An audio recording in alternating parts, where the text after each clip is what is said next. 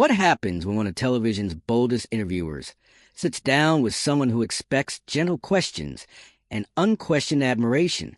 You're about to witness exactly that. And trust me, this moment turns explosive fast. Before we jump into the drama, make sure you hit that subscribe button and tell me in the comments, should celebrities be held accountable when the tough questions finally show up? Now, let's dive into the showdown everyone still can't stop talking about.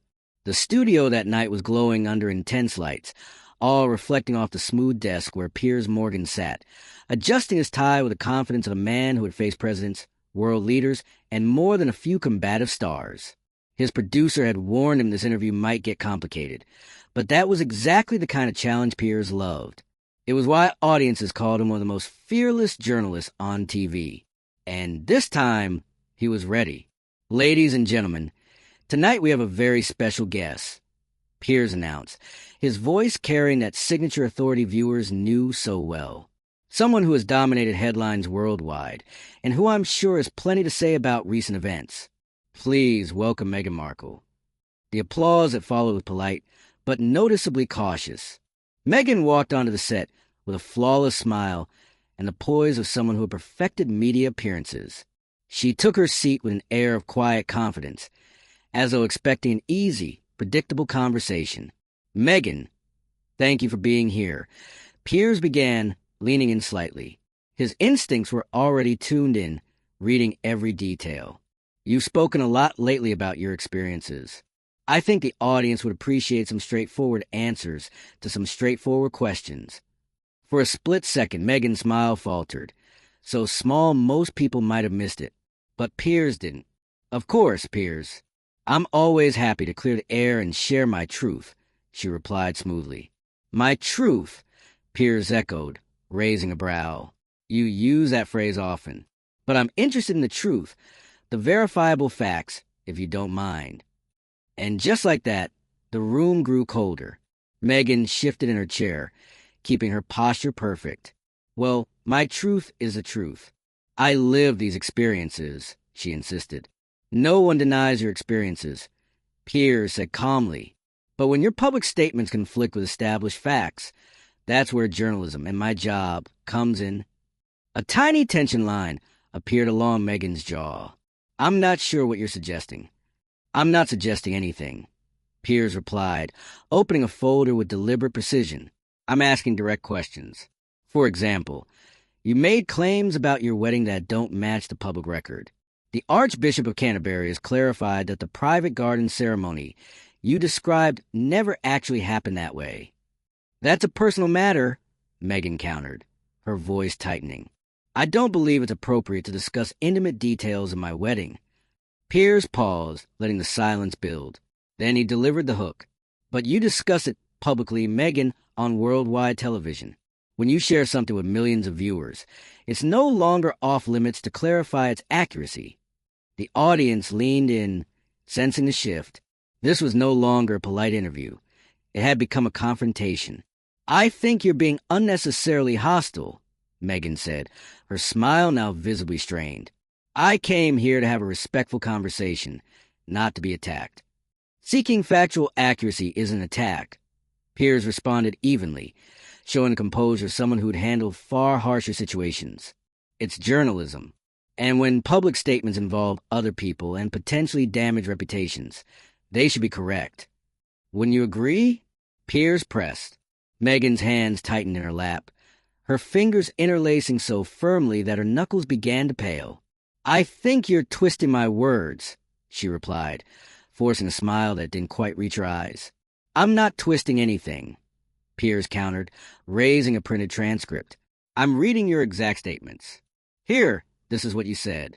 You claimed you were legally married 3 days before the public ceremony, in a private backyard ceremony attended only by the Archbishop of Canterbury." He let the paper fall slightly, his tone unwavering. "But the Archbishop has since clarified that this wasn't a legal marriage at all, just an informal exchange of vows. Yet you described it to the world as your real wedding. Can you help us understand the contradiction?" The question hung in the air like a spotlight, relentless and bright. Meghan paused, searching for a way to balance her narrative with the now undeniable details. Her expression tightened. "You're focusing on technicalities instead of the emotional reality," she said at last, a slight edge creeping into her voice. What mattered was what that moment meant to us personally. Technicalities? Piers leaned back, eyebrows raised. "Meghan, you told millions of viewers that you were secretly married before the televised ceremony. That's not a technicality. That's a statement of fact. And when the very person who supposedly officiated that moment says it didn't happen as you described, that's more than semantics. That's a serious discrepancy, and it deserves clarification." The control Grace Meghan had maintained until now began to waver. Her smile froze, her shoulders stiffening as she tried to regain control of the narrative. "I don't appreciate being called a liar on national television," she said sharply. "I haven't called you anything," Piers replied, keeping his voice steady. "I've only asked you to explain public comments that conflict with verified information. If you feel that's unfair, perhaps you can help our audience understand where the misunderstanding lies." A heavy silence settled across the studio. The viewers in the room sensed a shift.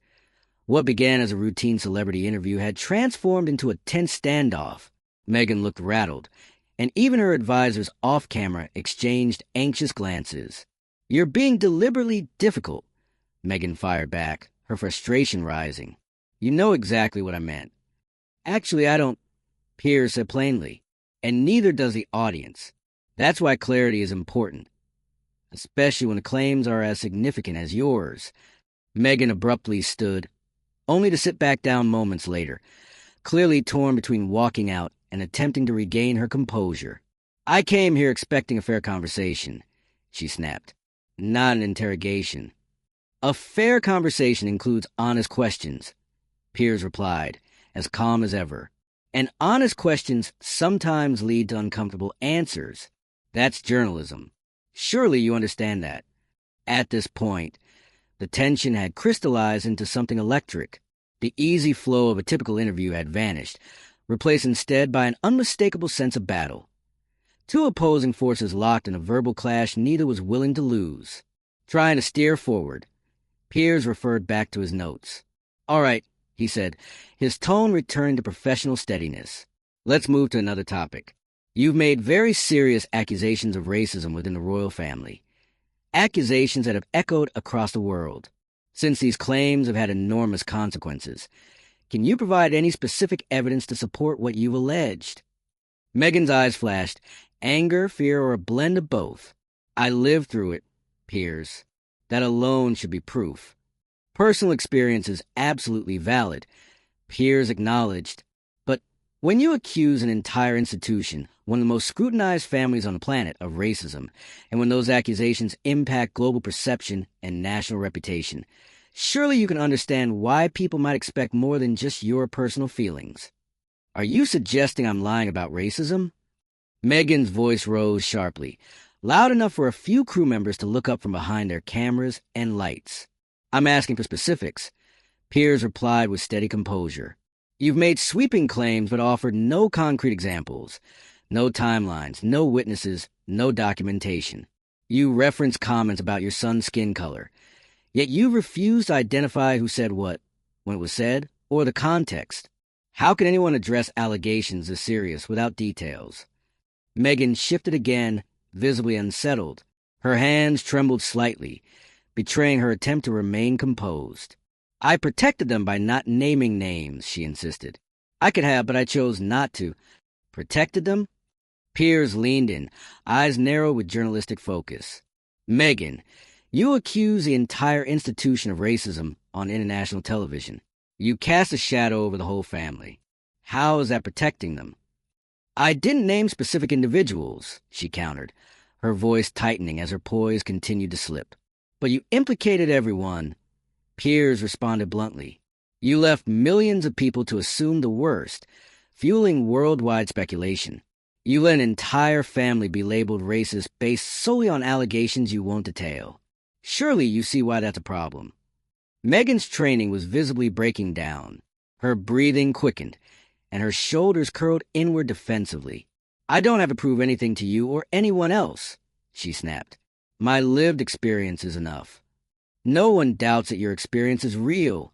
Piers said, remarkably calm despite the rising storm. But your public statements have consequences far beyond your personal perspective. They've strained international relationships, harmed reputations, and divided entire nations, all without the clarity required for anyone to properly respond. So now you're blaming me for how people react to racism? Meghan demanded, her voice cracking under the pressure. I'm asking you to take responsibility for the way you presented your claims. Piers replied firmly. If someone made vague but damaging allegations about you, ones you couldn't address because the details were withheld, how would you feel? Meghan stood abruptly, pacing behind her chair as the cameras adjusted to follow her movements. Her advisors, just off-screen, exchanged panicked looks.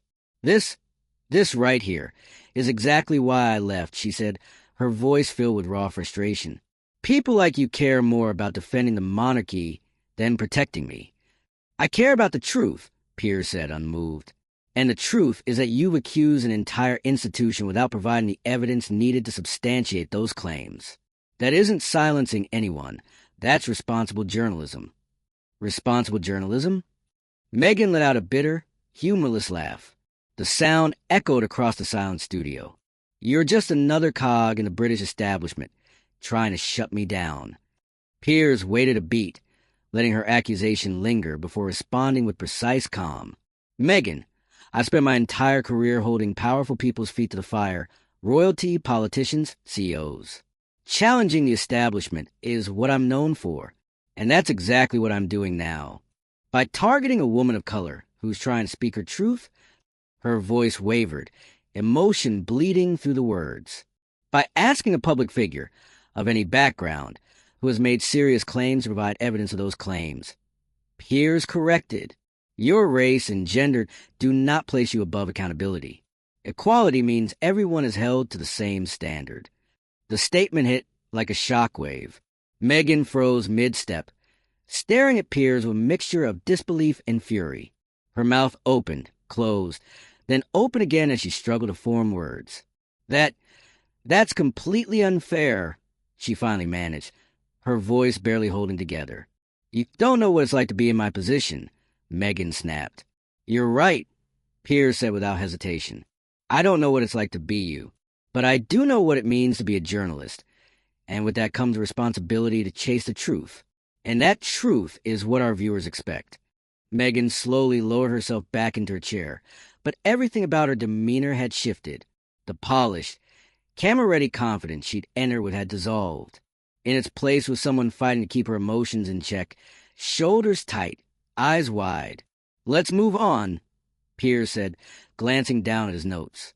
Your father, the man who raised you, supported you, paid for your schooling, walked you down the aisle, yet you've cut him out completely. Meanwhile, you embrace a royal family you claim treated you unjustly. Can you help the audience understand that decision? My father betrayed me, Meghan blurted, the words coming out too quickly to be measured. He sold stories. He staged photos. He chose money over his daughter. He made mistakes, Piers acknowledged, but by many accounts, he was overwhelmed by media pressure, dealing with serious health issues, and trying to cope with a situation far bigger than himself. Did it ever occur to you that he might have needed your compassion instead of your distance? Meghan's cheeks flushed a sharp, defensive red. You don't know the full story. Then tell it, Piers said plainly. Explain how a man who devoted so much to your success became someone you could discard without hesitation. He made his decisions, she replied coldly, and I made mine. Even after his heart attack, Piers pressed, even when he was clearly struggling. You kept your distance from the father who raised you, yet maintained a relationship with a father-in-law you barely knew. The question struck her like a blow. Her lips parted, but no answer came. Her eyes filled, tears brimming, not of sorrow, but of mounting frustration. You're being cruel, she whispered. I'm being truthful, Piers responded gently, though he didn't soften the message. Honesty can hurt, but it's essential, especially when the public is watching and forming opinions based on what you say. The air in the studio tightened, heavy and electric. Crew members barely dared to breathe. The dynamic had transformed entirely. instead of celebrity interview. The room now felt like a courtroom where every word mattered. Meghan, Piers continued, his tone softer but still firm, you've made statements that influence millions of people. You must know those statements will be examined. Examined? She shot back, her voice trembling. This is an examination. This is an attack. And you know it. I've simply asked for evidence, Piers replied calmly. I've asked for clarity on contradictions. I've asked you about relationships you yourself have spoken about publicly. None of that is an attack. It's journalism. Meghan swiped at her eyes, streaking her makeup. You're all the same. You can't stand that I spoke out. You want me to stay quiet, stay polite, stay in line. Wrong, Piers said, leaning back with deliberate calm. I admire anyone who speaks out. My entire career has been built on challenging power and refusing to accept easy stories. But speaking out comes with accountability. It means being willing to back up your claims and answer tough questions. That's the cost of having a global platform. I don't have to justify my experiences to you. Meghan suddenly shouted, her voice echoing off the studio walls. Several crew members exchanged uneasy glances, the tension becoming almost unbearable. But you do have to defend public claims that harm other people's reputations, Piers said, his voice firm but even. You've accused individuals of racism without offering a single concrete detail. You've said you were denied mental health support, yet palace documentation indicates multiple avenues were offered. You've framed yourself as someone abandoned and mistreated, while severing ties with family members who stood by you for years. These aren't private experiences anymore, Meghan. These are public accusations with global consequences. Meghan suddenly shoved back her chair, sending it rolling across the floor. I'm done, she snapped. I'm not going to sit here and be lectured by someone with a clear agenda. My only agenda is the truth, Piers replied steadily, still seated, refusing to rise to the chaos unfolding in front of him. And if the truth makes you uncomfortable, perhaps that's worth reflecting on. You're twisting everything I say. Meghan nearly screamed, her composure shattered. You're taking things out of context, downplaying my trauma, and defending a racist institution instead of supporting someone who's suffered. I'm asking for specifics, Piers countered, his voice growing firmer. You keep labeling the institution as racist, but you won't provide a single verifiable example. You've hinted at alleged conversations about your child's skin tone, yet you won't say who, when, or what was said. How is anyone supposed to address or investigate something with no details whatsoever? Meghan snatched up her belongings, her hands shaking with fury. I don't owe you proof. The fact that you demand proof shows exactly what kind of person you are. The kind who believes in evidence? Piers shot back. The kind who thinks extraordinary accusations should be supported by facts? Then yes, Meghan, I'm absolutely that kind of person. That's what journalists are supposed to be. You're not a journalist, Meghan spat, venom in every syllable. You're a bully with a camera who enjoys tearing people down. The studio froze. The insult hung in the air, thick and poisonous. Piers didn't flinch. A glint of steel flashed behind his otherwise calm expression. Meghan, he said quietly, I've sat across from terrorists, dictators, war criminals, you name it. I've confronted prime ministers, exposed corruption, challenged some of the most powerful and dangerous people in the world. If asking you to support your public claims makes me a bully, then I'll proudly wear the title. Meghan's eyes widened with outrage. How dare you put me in the same category as those people? I'm not comparing you to anyone, Piers answered, unbothered. I'm telling you that tough questions come with the territory. You don't get special immunity because you're upset or because you decided that accountability equals oppression. This interview is over, Meghan declared, voice shaking with fury as she fumbled to remove her microphone. I won't tolerate being treated like this. You're free to leave, Piers said, still perfectly composed. But walking away from difficult questions doesn't make them disappear. It only makes it look like you don't have answers. Meghan hesitated mid-motion, his words hitting her with unexpected force. For a brief moment, everyone wondered if she might reconsider, sit back down and fight to salvage the situation. But her expression hardened. With a sharp tug, she ripped the microphone off entirely. The speakers screeched with feedback, jolting the entire studio. "You know what?" she said, her voice turning icy, every trace of vulnerability gone. "This is going to blow up in your face. Viewers will see exactly what's happening. A powerful man using his platform to attack a woman who dared to speak her truth. They'll see a journalist asking reasonable questions," Piers replied calmly. "Questions any public figure should be prepared to answer, especially after making serious accusations. And they'll see someone who chose to walk away rather than provide clarity. Let the audience decide what that means," Piers said calmly. Meghan snatched up her purse and made for the exit, but spun back with a glare sharp enough to cut through the room. "You'll regret this, Piers. This isn't the end." "It never is," he replied, unfazed. "But the truth has a habit of surfacing, no matter who tries to bury it." With that, Meghan stormed off the set, her team scrambling after her in a frantic blur. Piers slowly turned back to the camera, adjusting his tie with the composed confidence of someone who knew exactly what had just played out. "Well," he said, a faint smirk touching his voice, "I think that spoke louder than anything I could add." He leaned forward slightly, locking eyes with the viewers through the lens. "Ladies and gentlemen, when someone makes serious public accusations, they should be ready to support those claims with facts, not deflections, not emotional theatrics, not cries of bullying the moment real questions begin." He let the silence linger, the weight of the moment settling over the entire studio. "That's the purpose of journalism," he continued, "to ask the hard questions, to push for clarity, to hold powerful voices accountable, even when the conversation gets uncomfortable, because truth matters, and it matters more than anyone's feelings." For a few seconds, the only sound was the low hum of equipment. The scene was unmistakable, a clash between accountability and avoidance, and only one side remained seated when the dust settled. "And there you have it," Piers concluded. "Sometimes the most revealing answers come not from what someone says, but from what they refuse to say." He finally leaned back, signaling the end of the segment. "So, what did you make of that exchange?" he asked. "Should public figures be held responsible for the serious claims they make? Or should they get a free pass? Let me know your thoughts down below. And if you want more moments like this, make sure to hit that subscribe button.